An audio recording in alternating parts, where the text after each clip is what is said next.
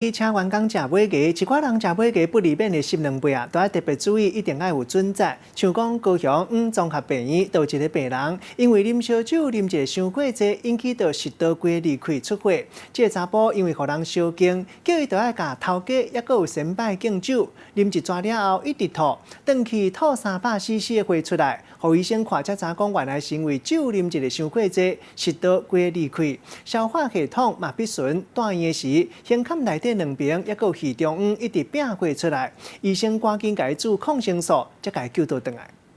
年底尾鸡中立员工真侪人拢会加啉几杯啊，毋过煞有一个查甫人食尾鸡的时阵，互敬出来敬酒，啉一种叫做深水炸弹酒，敬一轮了后，毋拿水，甲毋知影人，佮吐甲出血。一开始就有吐少量的出血，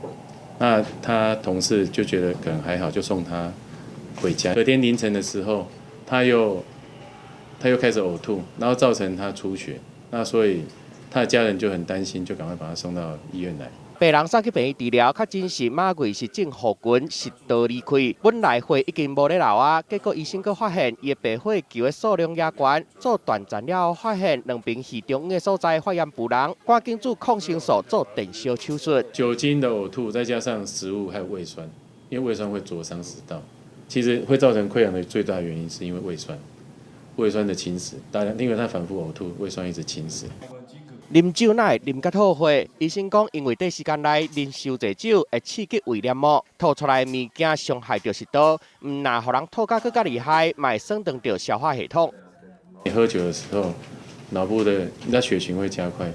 那脑部暂时会有一些缺氧的状态，也会比较容易想呕吐的反应。所以一般是建议不要喝过量。患者经过治疗了后，住院住2礼拜才好起来。医生嘛提醒，啉酒啉拄好就好，想要做酒国英雄，煞啉甲送入去病院，实在是毋值。记者综合报道。